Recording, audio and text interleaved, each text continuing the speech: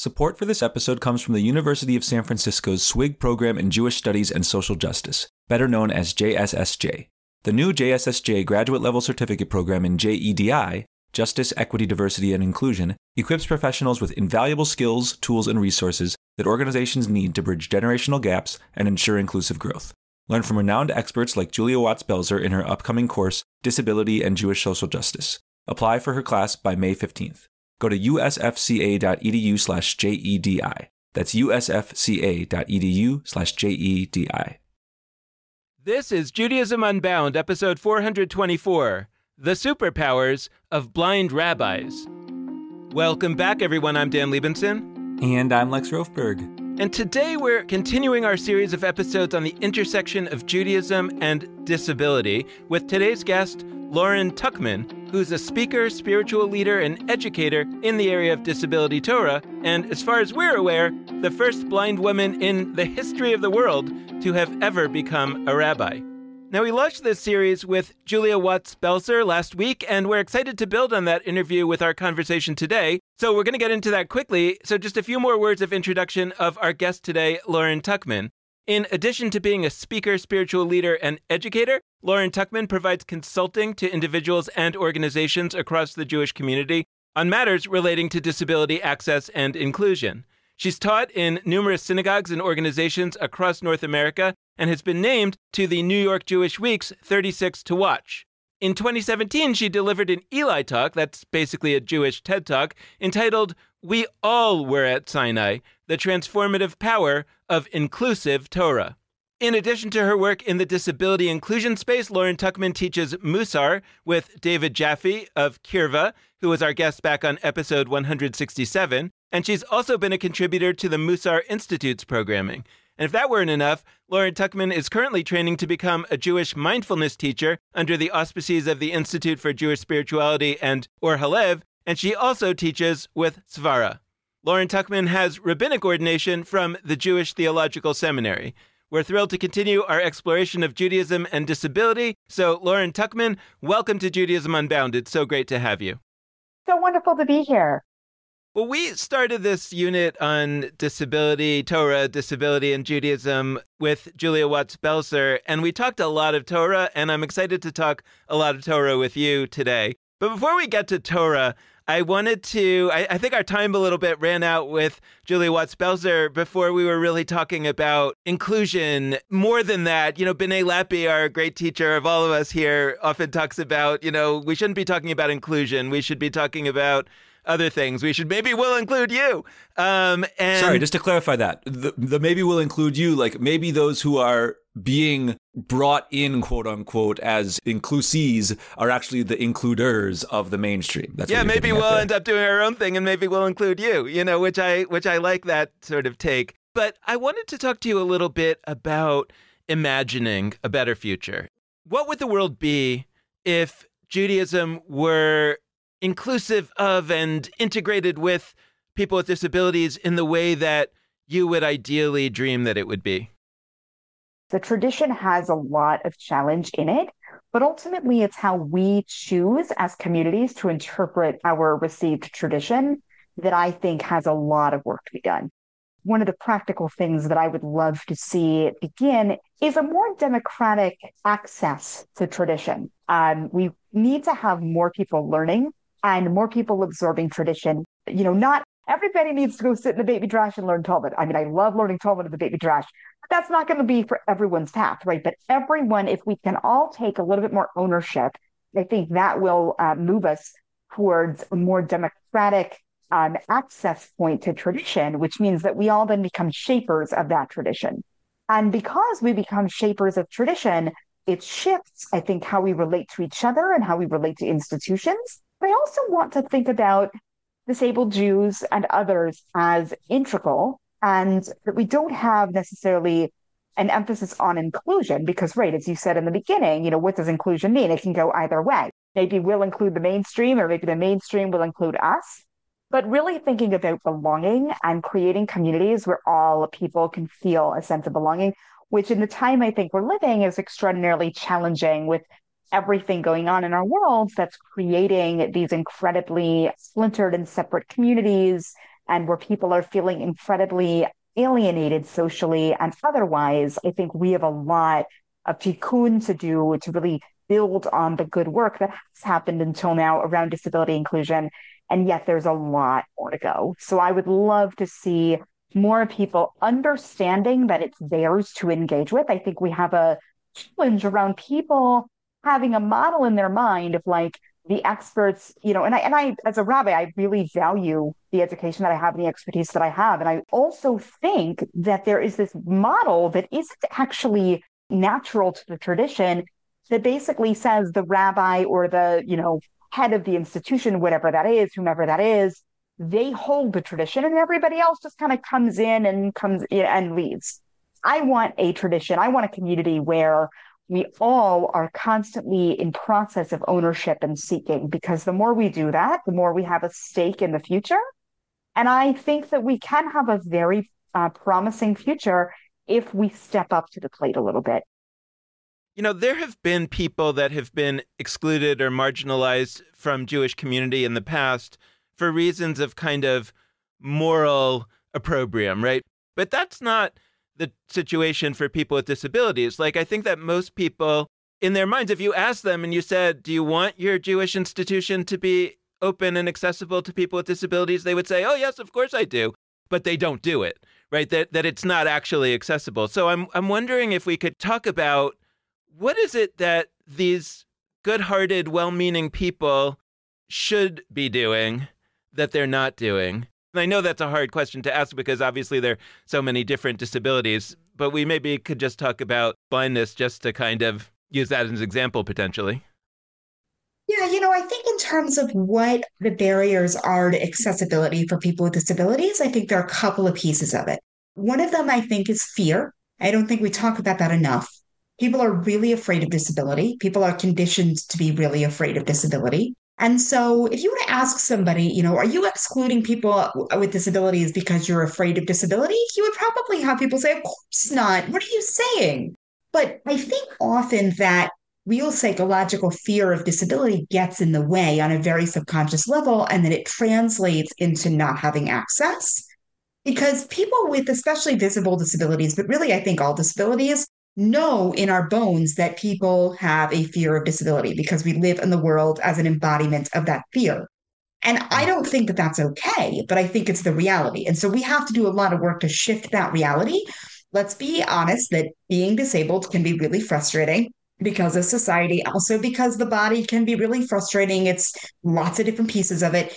But also, like, we can choose our responses to that. We can either be afraid of it or we can take it as part and parcel of the human condition.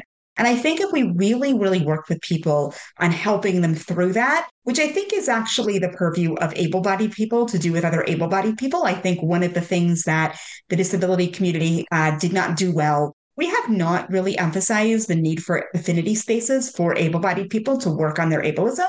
Just like in the racial justice movement, there's a lot of stuff around white people unlearning white supremacy. I don't think we've done the same thing to the same degree that we should have around disability. And especially we've learned that really in the last 4 years since the onset of the coronavirus pandemic and the way in which the pandemic is still ongoing and impacting disabled people in tremendous ways, particularly disabled people who are higher risk for COVID. So I think that that is very much present of like, we don't want to think about it. We don't want to deal with it. And so I think one of the things we need to do is really to begin to create more resilient senses of self around being able to grapple with that, which is really hard. So I would love to have like able-bodied people stepping up and saying like, okay, we really want to create an inclusive community, but like we need to really work on our ableism. And I think also for disabled people, like we also have ableism within us too, against ourselves. That's internalized ableism and against other groups of disabled people. So we all have a lot of work to do. But the analogy that I like to use, it's kind of like if we were in a never-ending rainstorm, where every time you step outside, it's raining. You go inside, you dry off, you maybe have to change your clothes, you get soaking wet, only to then go back outside and it's still raining. So this kind of stuff is so in our culture and so in our language that we're never going to, I don't think any of us are ever going to get to a place of like unlearning ableism and never having to deal with it again. It's a constant observation of the self and it's a constant introspection. But that's really, really tough for people to do. You can't, be like, I want you to do the most amazing self-introspection all the time. That's going to be really hard for a lot of people, but we do need to make it communally easier to figure out what the emotional and psychological barriers are. We also, of course, have major architectural issues. I think about this all the time when I'm in different synagogues, especially synagogue structures that are older, the ways in which some of the accessibility features, are very emblematic of the time of the synagogue's construction and how it can be really weird and awkward to work around those things. So a lot of it is around like psychological and emotional stuff. I think a lot of it is around why do I want to spend the money if people aren't in the community, which then gets us back right around to the psychological and emotional stuff. And I think also on top of that, we have to make a concerted choice to communally move our resources in this direction. Because we live in a world of finite resources. We can't do everything all of the time. But what are the choices that American Jewish institutions, and I'm speaking as an American Jew in the United States, what are choices we are making around our communal resources and how might we redirect some of that so that we're supporting our people in the best way that we can? So I share Dan's excitement about starting with the contemporary and thinking about our Jewish institutions now. And you've already offered some incredible framing and wisdom there.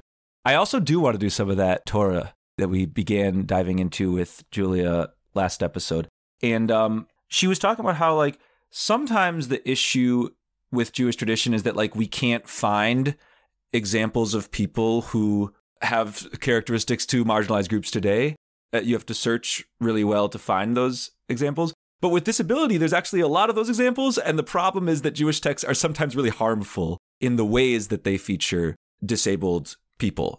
There are exceptions to that. And you, in an Eli talk that we're going to put in our show notes, you spoke about some more positive examples. But I'd love to hear a little bit from you on how blindness features in Torah, both in ways that are sort of clear-cut and obvious. I'm thinking of like the Isaac story where he's not able to see, and that has a direct impact on how the story flows with his children and Jacob receiving his blessing instead of Esau, but also in maybe some more hidden ways. What are the ways in which blindness manifests in our Jewish textual tradition, and how might we channel them for good and not just harm? Yeah, absolutely. So one of the things that I'll say is that one of my favorite stories of blindness or visual impairment, maybe more accurately visual impairment in Torah, is actually Leah's story and Bereshit in Genesis chapter 29, which is only 2 chapters after the Isaac story, interestingly. But in this text, Leah, one of the 4 matriarchs of the Jewish tradition, the one thing we learn about her when we get introduced to her in the Torah is that in contrast to Rachel, her sister, her younger sister, Leah has eyes that are rakot, is the Hebrew term, which gets often translated as soft or weak. We don't actually quite know what it means to have weak or soft eyes. And so there's a midrashic tradition that tries to fill that gap in. Basically tries to say, well, Leah's eyes were weak because she was crying so much because she was going to have to marry Esau, and she didn't want to do that because, according to this midrash, which I think also Rashi includes in his commentary, if I'm not mistaken, there's an idea that the oldest sibling marries the oldest and the youngest. So by that logic, Leah would marry Esau, and Jacob would marry Rachel. And Leah did not want to marry Esau. And I find that to be a very troubling midrash, so I'm going to just put that aside for now. Things that I always try to remember with midrashim. Midrashim were like early divrei Torah. They were like early Torah commentaries. Actually, they probably were sermons given in synagogues. In a lot of communities, these sermons, these midrashim, have become kind of like as though they were Sinai, as though they were from Sinai. When I remember that many midrashim were early sermons, it's easier for me to kind of take that in its context. So thinking about the very famous idea that the reason Leah had soft or weak eyes is because she was crying so much because she'd have to marry Esau, I'm able to kind of contextualize that a little bit. And that's one of the ways that I navigate challenging texts. I'm really intrigued by the idea, which I think is in the straightforward or pshat reading of the text, that Leah might have had a visual disability.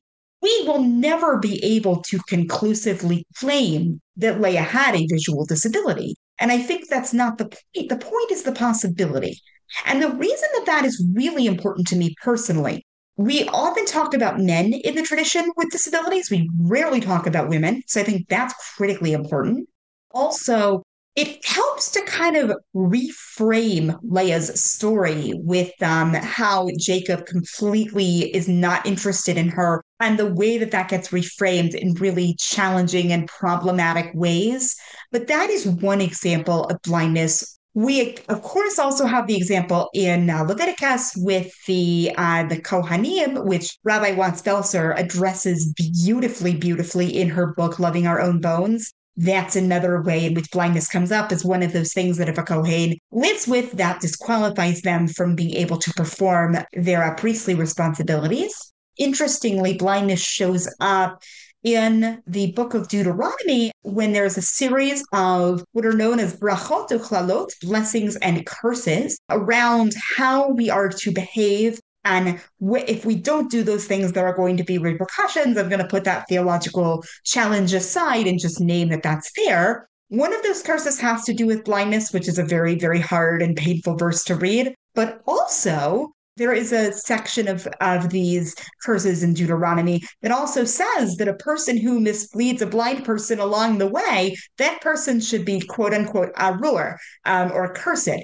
But I always kind of come upon that verse and I feel like I'm getting mixed messages here. On the one hand, as somebody who has been misdirected on the way, when you get lost and you're like totally turned around because somebody thought they knew better than you which way you wanted to go, it's extraordinarily frustrating. I don't know any blind person that hasn't experienced that. So there's like a certain bit of recognition. And also, I think that going back to the issue of the priests and the Kohanim and the ways in which disability challenges their ability to perform their service, there are a couple of different ways that's been interpreted over the centuries. But one thing that I will lift up from Rabbi Watts Belser is that there's a certain way in which the Torah is recognizing the reality of an ableist world in a very interesting way through that particular treatment. And also there's one reference that is really well known, don't place a stumbling block before the blind. It's the 19th chapter of Leviticus. And that gets so quickly metaphorized, right? Rashi says, the preeminent commentator Rashi from Provence says, this means we don't mislead anybody by giving them bad advice. But actually, I think the Torah is being really literal. The first half of that verse also is don't curse the deaf. Don't humiliate people. Don't make their lives difficult. They were already marginalized. I think the Torah is saying, like, be aware of that. To be a holy person in the world is to recognize that everyone has dignity. And so the fact that we are so quick to make something a metaphor, especially when commentators say, well, obviously nobody would ever place a stumbling block before a blind person. That's a terrible thing to do. And I want to say to them, you clearly haven't lived as a blind person, because if you had, you would know that stumbling blocks are all over the place. That's such a great point. I really appreciate what you're saying about the tendency to metaphorize. And even with the Leah story, it's like that move towards, her eyes were weak. That must mean she was crying, as opposed to like, maybe there's a literal kind of visual impairment here that we can learn from. I think that we do that a lot with body related talk in the Torah and other Jewish texts. So I love that you're naming that. I wanted to flash to the Talmud a little bit. I know that you're deeply connected and involved with Svara, and what that means is that you've spent some deep time committed to Talmud study. Not only is there visual impairment all over the Talmud, there we actually can find some empowering, positive kinds of examples that you have spoken about, again, in that amazing Eli talk.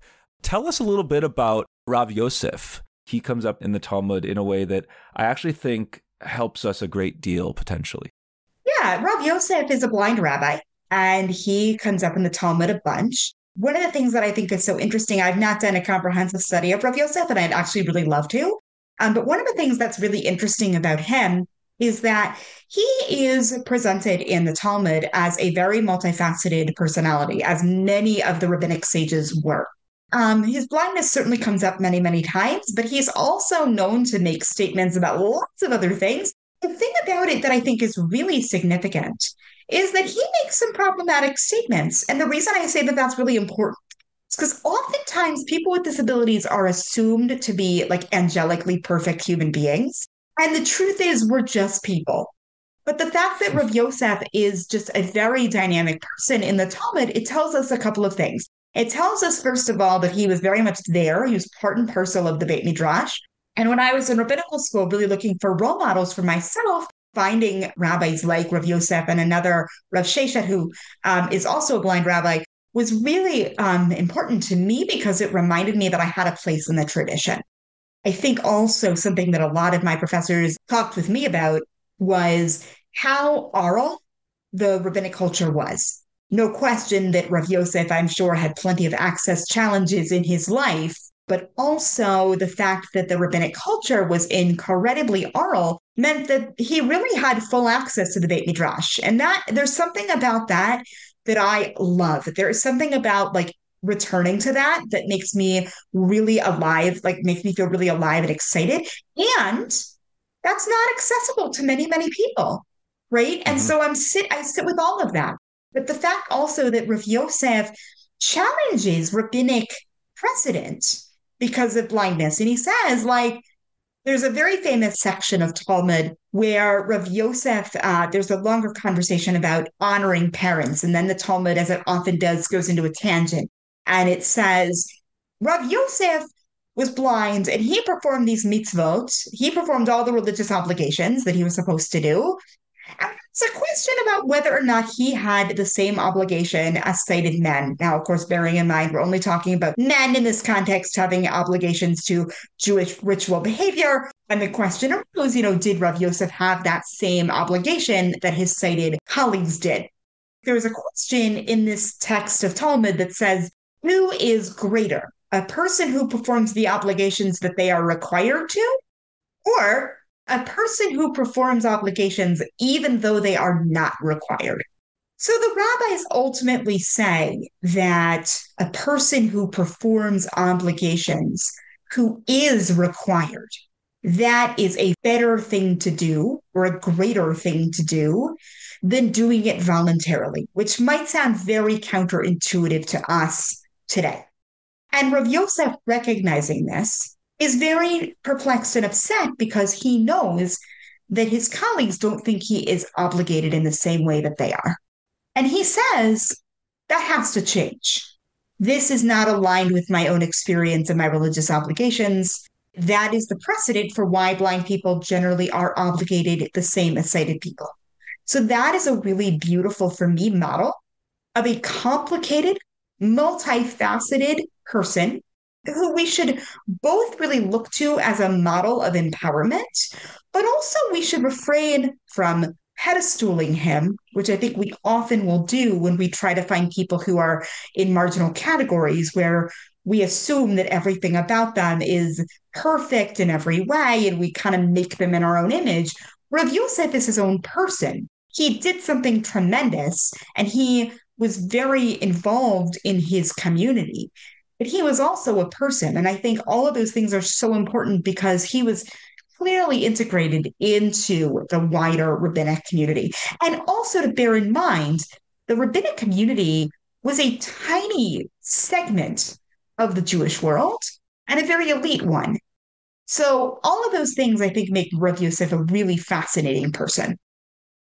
I'm curious whether you think or know or have an instinct that Judaism has been worse than other religious traditions, other cultural traditions in terms of the place that it's had for people with disabilities, or perhaps better or the same, no better, no worse. But sometimes when I look at other traditions, like, again, I don't know that much, but it feels like in Islam, there seems to be a place for blind clerics that feels like a more honored, a more common thing. And with Judaism, it's like there's so few blind rabbis that it feels like every time there is one, whether in the Talmud or in our present time, it's, a grand event.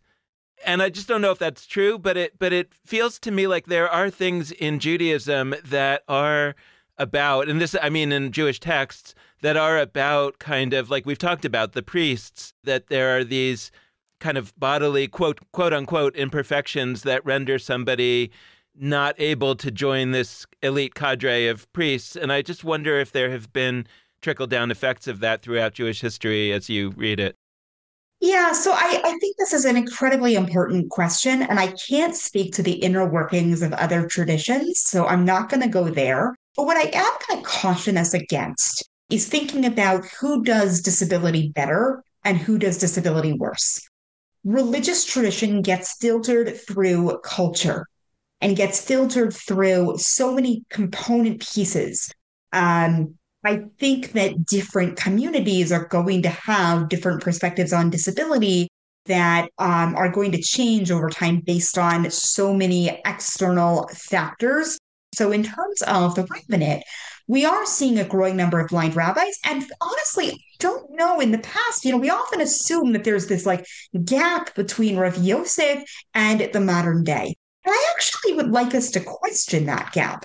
I don't know enough about medieval Jewish history yet to know if there actually were more blind rabbis, or even in the Enlightenment period, or even after the destruction. And I think a big component piece also is that we've lost so much of our own knowledge of our history because of the challenges that the Jewish people have encountered. So trying to create a usable past, I think, is a little bit more challenging in that way. But I want to encourage us to really ask, like, maybe they did exist, they probably did exist, rather than the assumption that I often get from folks, which is like, you have Rav Sheshet, you have Rav Yosef, and then you have about 2,000 years, and then you have modern rabbis. I wonder if actually there is more there than we are not aware of.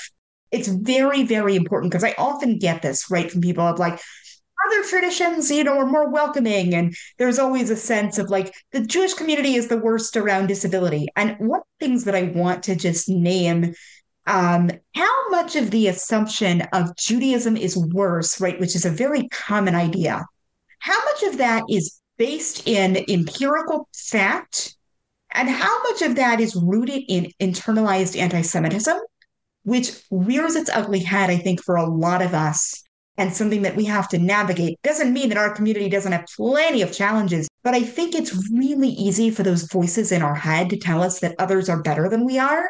And to also remind ourselves that in terms of physical resources, ours is a tiny community in this country.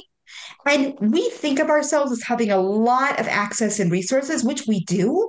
But the reality is, if I want disability access, getting it in English and getting it from a Christian publisher is so much easier because there are far more of them. I love that reflection on internalized anti-Semitism. I do think there's another, I don't know if this is a positive read or a neutral read or a negative read. Like, if I, a Jew who spends a lot of time thinking about Jewish stuff, were asked to list problems with Jewish life, I could list a lot of them because it's just where I situate.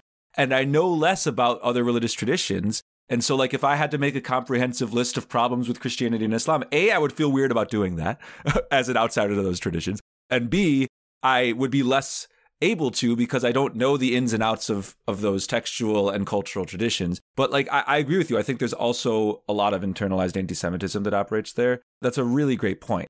I wanted to go to another question tied to Torah a little bit, but it's also a question for our time, which is how we read characters in Torah. So Moses, we talked about Moses with Julia last week.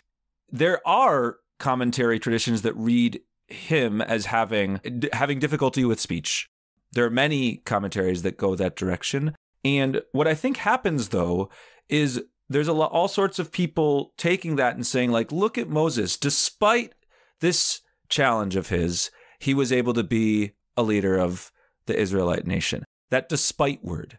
What we rarely do is, it is dafka. It is specifically the fact that Moses may have been navigating disability. Like, that actually was a superpower of his that made him better able to serve as a leader of many people. I don't see that many approaches that are offering that take.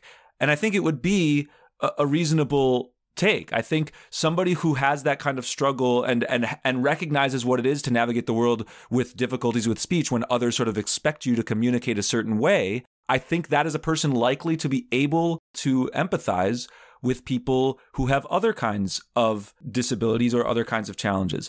I wanted to hear a little bit of your thoughts about Moses, and I wanted to bring in that he and you share another thing, which is that both of you, I'm going to use kind of an anachronistic term, but both of you are part of interfaith families. Moses grew up in an Egyptian household. He was then integrated into Israelite life, and also through his wife Tzipporah integrated into Midianite life for a substantial period of time. I want to get your wisdom not just on disability, but on other questions. You've spoken beautifully about what it meant for you to have a Christian parent playing a key role in your upbringing and helping you even on the Jewish side. And so I'd love to hear a little bit more about that. Yes, I think everything you said there is really right on. And particularly when we think about Moshe's father-in-law, Yitro, he has this beautiful appearance in Torah right before Revelation, where he's basically saying to Moshe, wow, I can't believe that, God did this miracle. That's really amazing. And like they actually ask after each other's welfare, and they apparently have a little schmooze and like connect. And he seems like this amazing father-in-law. And he's giving Moshe these bits of wisdom about like how to run a society so that he doesn't drain himself completely. And then he exits the Torah. Jethro is this really incredible figure because he is seen as this deeply wise non-Jewish voice from whom we learn much, particularly in our time right now, when I think it's hard to imagine learning from outside when we are feeling very squeezed, perhaps by lots of things. It is really important to remind ourselves of those voices and to remind ourselves that we actually don't hold all of the world's wisdom. In fact, our tradition is incredible, but we have what to learn from others. But I will say also that, being part of an interfaith family is very important in lots of ways, and that it forces me to have to explain Jewish traditions much more directly. I would say also that as a community, I think that there is incredible value to distinctiveness and to difference, but I think that there's also an incredible value to finding ways to better build relationships with other groups and other communities, because that I think is critical to our flourishing. We're not, a self-contained independent island, just as Moshe is not a self-contained person. He is deeply connected to Aaron. He's deeply connected, his brother Aaron. He's deeply connected to Miriam, his sister, and the fact that he has this connection not only through his adopted family, but also through the family he married into. I think all of that is really important. And I think it's part and parcel of the lived experience of many, many Jews today in America. I want to pick up on that notion of the internalized anti-Semitism for a second, because I understand that neither of you was accusing me of internalized anti-Semitism, but I do think that it's a difficult balance. But Lauren, I wanted to talk a little bit about that larger question of kind of introspection, because it also connects to some things that Lex and I have talked about over the years, both on the air and off the air, which is the degree to which activism is aided or not so aided by introspection. Like, is it the case that activism is better, in this case, maybe activism about disability, but is better because we also do that practice of kind of our own growth? Or is it possible that, that inward turning can come at the expense of activism because you become too inwardly focused? And I know that Musar, which is, maybe you'll say a little bit about it, we've talked about it on the podcast, but it's this Jewish approach to sort of working on yourself. That is something that you are very involved with. And I'm curious just your thoughts on Musar more generally, whether it has to do with disability or not, how you think about Musar practice and its connection to our work outside ourselves. Absolutely. So I'll start with my general thoughts on Musar and then kind of bring it back into disability. And I think what you said about the danger of too much self-reflection, getting down on ourselves, I think that's very real. I think that if we find ourselves in a position of thinking about all of the ways in which we are totally failing at whatever it is, right? Whether it's in Jewish community, whether it's in our personal lives, whether it's, whatever it is, like globally, whatever it is, right? We can become so weighed down that we just shut down and stop acting. And that is not helpful at all. And I think it gets even dangerous when that then moves from inaction to completely shutting out any kind of tochacha, any kind of rebuke at all. Then we're in a really bad spot. I do think that one of the things that Musar can do really well is provide a container for that. Musar was a response to a yeshiva culture, a Jewish learning culture in which the emphasis was Talmud to the exclusion of almost anything. And Rav Israel Salanter, who began the Musar movement as we understand it, although there have been Musar texts for a long time, really was concerned about the character development of his students and felt that you could not be a well-rounded Jew and a well-rounded human being if you were not doing that kind of spiritual work. One of the things that I do in my own practice is really focus on Musar as a way of spiritual and character development that is done with an incredible amount of accountability and self-compassion. And I think that when we are in that kind of accountable spiritual community, hopefully that translates into then how we are in our wider lives. It prevents us from getting so down on ourselves. A lot of marginalized people are trained to do that, right? To constantly be beating up on ourselves. This is an antidote to that because we are loved and held in a community and we are in that process to be the best human beings we can be, not because we're aiming for perfection, but because we're just trying to be aligned with our higher soul, with the best version of ourselves, so that we can be the best version of ourselves with other people as well. Okay, so now I have kind of a gear shift, although as we always say, like it may or may not be, it's all ties together. But I wanted to talk a little bit about audio and audiobooks, because for me, and this is really for the last 20 years or so, audiobooks have been my lifeline, have been the only way that I've been able really to read a book. Partly that might be because of just having little kids and not having the time to sit down and read a book. It had to do with commuting. It may have to do with certain, I don't know if they rise to the level of disabilities and maybe they do on my part that I haven't been aware of, but that I now sort of think I might have. But in any event, audiobooks have been really a critical thing for my ability to do my work, to live the life that I'm trying to live. And I think that there's an interesting situation because when I started to want to read some Hebrew audiobooks, I signed up for these Israeli audiobook providers, and many of them start out by saying, like when you start listening to the audiobook, they say, this audiobook was recorded at the Center for People with Blindness and Visual Impairments or something like that in Hebrew. And it was fascinating to me because English audiobooks tend to not say something like that. And it feels like maybe what we're seeing is that in Israel, audiobooks right now, I mean in 2024, are kind of seen as something that is meant largely or primarily for access for blind people.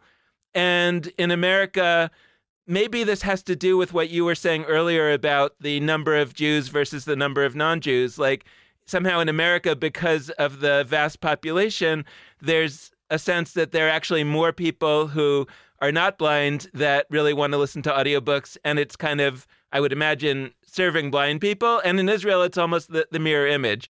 So I guess what I'm curious for you to reflect on a little bit, and I've given this analogy before on the podcast that my son has celiac, which means that he can't eat gluten. And if it was only about people who have celiac, there probably wouldn't be a lot of food out in the world that he could eat. But because there are a lot of people in the world who have gluten intolerance that doesn't rise to the level of celiac, that creates a market large enough to provide all this gluten-free food that allows my son to live a great life. And I'm curious if you could reflect a little bit about that way in which maybe one navigates the world where there are things that if they were only seen as accommodations for people with disabilities, the world maybe should take them more seriously but doesn't. But if folks could understand that those kinds of things help people much more broadly than that, and also vice versa, that maybe, again, I'm looking for a new lens through which maybe to look at disability in ways that don't make it just like, oh, you should only do these things because of people with disabilities, which of course you should, but maybe we would get more mileage if people thought about it more broadly. One of the things I'll say about audiobooks is that they were actually they started in this country specifically for blind and visually impaired people back in the 50s. And they were recorded at the National Library Service for the blind and visually impaired, which still exists, and most people who are blind and visually impaired have access to it. It's free for anybody in America who is blind and visually impaired to sign up, and you can get all these books. But that's really where it started. And I remember I have a lot of memories of some of the earlier audiobooks that were recorded. And they were recorded by these very well-intentioned volunteers, and there wasn't a lot of editing. So I'd be trying to listen to a textbook and it was miserable. And I'd often ask for the Braille version because I'm a very proud and I'm a lifelong and proud Braille reader. So that's another piece for me. But in terms of the audio, that's how it started out. And then with things like Audible and other kind of services, it became much more commercial, which I think in a lot of ways is a really good thing. I listen to a lot of audiobooks, but I think also we lose perspective that this began really for the blind community. And when it was just for the blind community, there were a lot of quality control issues. Now that it's become more commercialized, everything is much more polished and much more, above board and like all of those things. And I think it's really important to just kind of name like when something becomes accessible for more people, particularly people who are not perceived to have disabilities, we tend to experience a quality increase. So I think in terms of service provision, that's really, really important. I love audiobooks myself. I think a lot of the narrators are phenomenal. And I always want to just remind folks that when we're listening to a book, that is a way of reading it as well. Lots of people read with their eyes, many of us read with our hands, and some of us read with our ears. And all of those different ways of reading are ways of receiving and being in relationship with the information that we're receiving. There are so many Jewish books that I want to read that are not available as audiobooks. And that's because I think there's not a market for it. It's in other words, the market's not big enough, just like you were describing. And I guess that's just a conundrum that we have. I guess that's an example for me of whether there's a take that you would have that would say, hey, there should be an element of the Jewish community, maybe similar to that library for the blind and visual impaired, that would do this as a calling as opposed to as a market. Yeah, and we do have that, actually. It's called JBI International. The JBI International used to be known as the Jewish Braille Institute. They are the Jewish affiliate of the National Library Service. They do a lot of those Jewish audio recordings.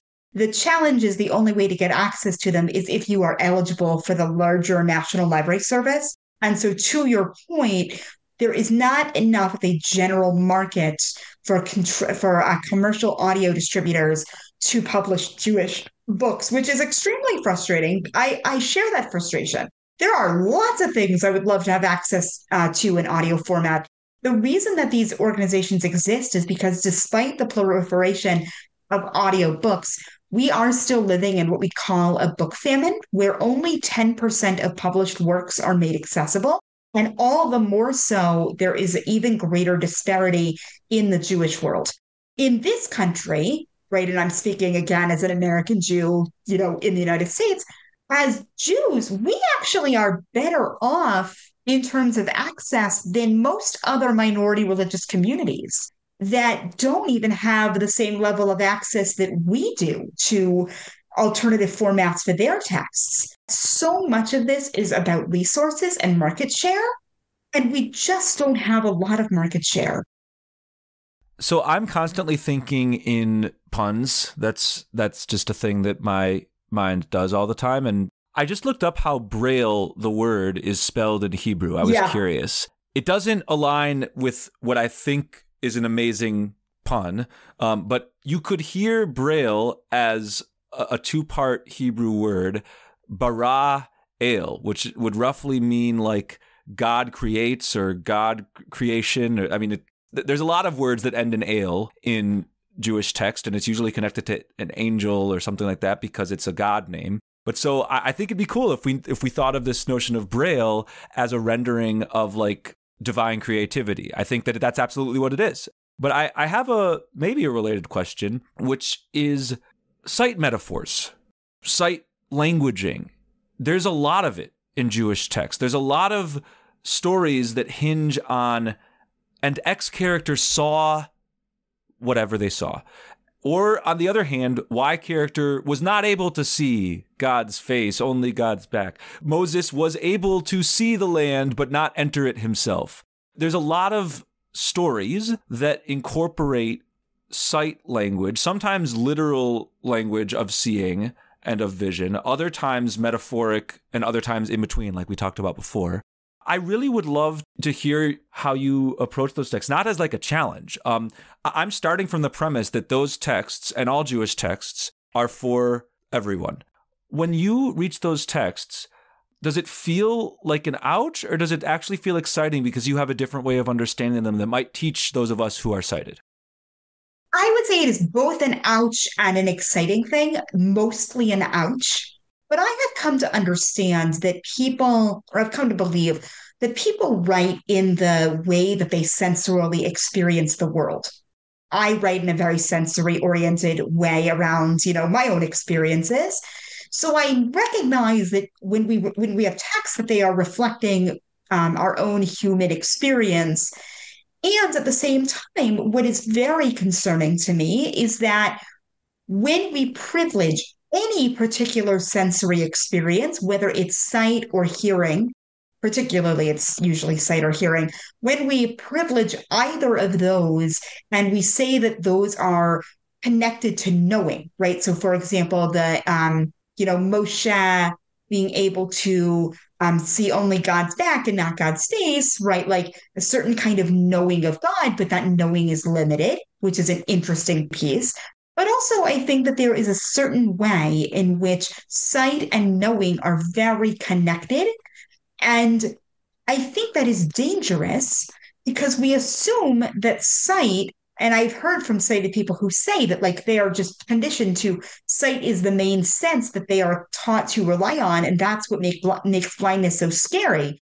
And I would argue that that's a cultural choice as much as it is a physiological choice. I think we have to be very, very careful about what we assume when we think of knowledge and how we assume ways of knowing. The Isaac story is a great example of that, the way in which Isaac is deeply humiliated when he recognizes that his experiences are not lining up with what Jacob is telling him. Of course, he thinks Jacob's Esau, but sight in that particular text is really weaponized against Isaac. And I think we have to be really, really careful when we make choices about the particular kind of sensory experiences that we associate with absolute knowledge or absolute truth. I have a final closing question, which relates to the fact that Jewish tradition has long cherished the fact that we, and you talked about this before, that we have both oral and written forms of Torah. When I and when most other people speak about why that's cool, we rarely talk about a very practical element of it, again, which is that for people who can't see, having oral forms of teaching is critical. And for people who can't hear, having written forms of that which has been oral. Because remember, like even the oral Torah, it started oral and then it was written down in a bunch of ways. So like we've done this beautiful thing historically, which is render texts for what I'm going to call multiple intelligences. It's like a pedagogy term. It's an educator term where often, educators are trained that, different learners are best able to process in different ways. Sometimes it's not about their abilities or disabilities. It's just about like some people connect better to things that involve touching with their hands. Often young children need things to be sort of kinesthetic in order to learn effectively. Others visual, others auditory. But like there's a way in which rendering our written texts orally, whether it's an ancient text or an audiobook now, rendering our oral texts visually, like has a long tradition. And I don't I haven't heard many people talk about that as being like a gift of Jewish tradition, that we've packaged wisdom in multiplicities of ways to speak to different kinds of learners, of people in the world. I'm kind of curious if there's other things that I might not have thought of, or other Jews might not have thought of, that are real gifts that folks who are visually impaired, understandings you might have about Jewish tradition or the world, that folks who are sighted, not through any fault of our own, but through the fact that we're sighted, we haven't thought this way. Like, are there pieces of wisdom that you think visually impaired folks have to offer that sighted people would really benefit from internalizing? Yeah, well, first of all, I think Hebrew Braille is a huge gift to the world. There's been a really unfortunate tendency in the wider world, not just in the Jewish world, but in the wider world, of thinking of Braille as becoming obsolete because of technology, as if you were saying, multiple intelligences, right? As if the fact that I use a screen reader, which reads things aloud to me orally on the screen, means that I no longer read Braille, or I no longer need Braille. And there are many, many blind people for whom Braille is not available, and I honor all of that. But speaking for myself, there's no way that I would want to have one without the other. I wouldn't be who I am with one without the other. When I'm in synagogue, I am always using a Braille prayer book because that is my preference. I want to have the physical book in my physical hands and physically be engaging with it. That is a much richer experience for me than if I had the, Sidor app on my phone, which I'm very glad to have a Sidor app on my phone, but I don't want to have that Sidor app on my phone be my primary conduit. There is something really beautiful about being able to physically connect in a tactile way with text. So I think that's a superpower. Also, a couple of things that I would say are real gifts is thinking about, I feel like for myself, and again, only speaking for myself, right? As a very auditory person, I have to say, frankly, that I feel really grateful that my brain is wired in such a way, probably through, no fault of my own, because I had to be so, so supremely auditory. But I just love things that are detailed, things that are long form, like my favorite medium are podcasts, which is why I'm so excited to be here. I think this is such an intimate, beautiful medium. You are hearing the person's voice. We're connecting in a very particular way. That is really beautiful to me. I think that we are losing a lot of that connection because we're in a world that is so visually oriented around Instagram, TikTok, and all these other apps that I'm not on, right? But that just is very short, very quick things that cause people to have particular reactions and thinking about things. Whereas with a podcast, you can't skim a podcast, and I think that the fact that as a very auditory person, I am really committed to just exploring and understanding the world in a really deep way that connects me to detail and connects me to this is also my personality. I just love things that are complicated. I don't really love hot takes. Just the way that I have had to relate to the world, I think really is important in that way. But I'll also say on a slightly different note, I do think that my experience of being a blind person, being the only blind person in my school growing up, being the only blind person at my university, being the only blind person in my rabbinical school, I have had, for good and for bad, have had to build a certain kind of resilience around navigating a lot of ableism and navigating a lot of assumptions and figuring out how to fit into spaces that were not built for me. And I think as Jews, when we think about our own positionality, I think we have a lot to learn from the disability community around what it means to build that internal resilience, particularly around, challenges that we're experiencing right now around anti-Semitism and around other things. I think that my lived experience just gives me a very different perspective on how to effectively navigate these things. And I often find myself growing extremely frustrated with how the Jewish community and how our assumed representatives are navigating it. And I think that there is a lot that my personal perspective has given me that really allows me to just have a very different outlook and perspective. Thank you so much, Lauren Tuchman, for joining us. This has been a fantastic conversation. Thank you so much for having me. It's been really a delight to be with you. And thanks so much to all of you out there for listening. We hope you've enjoyed this conversation, and we hope that you'll tune in again in the future. We want to close out this episode by reminding you all the ways you can be in touch with us. Send us your questions, your ideas, your visions related to this episode, related to our other episodes in this Disability Torah series, or just related to your visions for the Jewish future. All of that is super welcome. And here are the different ways you can be in touch. First, there's our Facebook, Twitter, and Instagram handles. All of those are at Judaism Unbound. Second, you can head to our website, judaismunbound.com, to check out show notes for this episode or any of our other episodes. You can also check out our upcoming courses in the Anya Shiva, which are not quite posted yet as we release this episode, but will be posted in the next few days, so stay tuned for some amazing learning opportunities. And you can email us at dan@judaismunbound.com or lex@judaismunbound.com. The last request we'd like to make is that we deeply appreciate any amount of financial donation that you're able to send our way, and you can do that on either a monthly recurring basis or just as a one-time gift via judaismunbound.com/donate.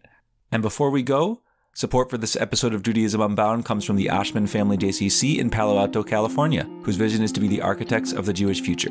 The Oshman Family JCC empowers you to experience Jewish paths toward a life of joy, purpose, and meaning through innovative Jewish learning and wellness programs, community building, and initiatives to develop the next generation of Jewish leaders. Learn more at www.paloaltojcc.org.